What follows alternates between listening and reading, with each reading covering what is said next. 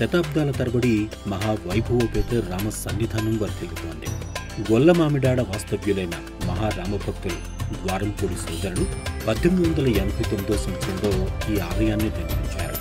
ఎంతో పురాణ ప్రశస్తి ఉన్న ఈ క్షేత్ర దర్శనాన్ని మహా సౌభాగ్యదాయకంగా భక్తులు భావిస్తారు.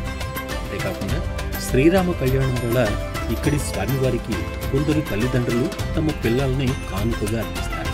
వివాహ తంతు పూర్తయ్యాక ఎంతో కొంత డబ్బు చెల్లించి తిరిగి తమ పిల్లలను తీసుకుంటారు.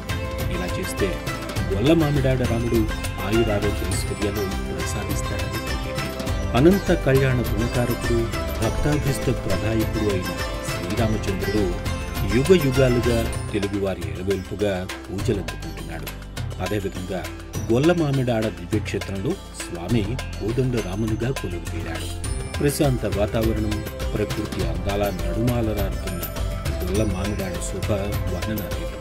5 ఎకరాల విస్తీర్ణం, సువిశాలమైన లోగిరిలో ఈ ఆలయం విరాజిల్లుతోంది.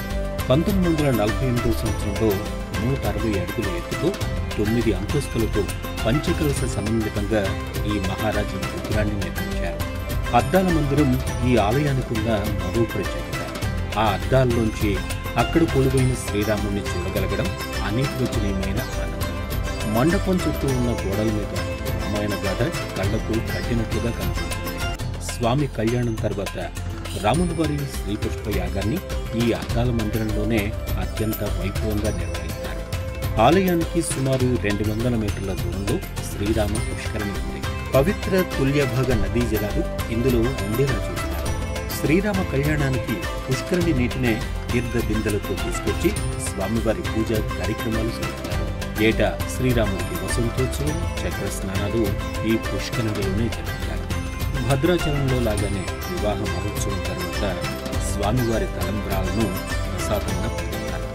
వాటిని ఇంటికి తీసుకువెళ్ళి పాయసంగా కానీ పరమాన్నంగా కానీ చేసుకుని తిన్నవారికి కోరికలు తీరుతాయని భక్తుల నమ్మకం.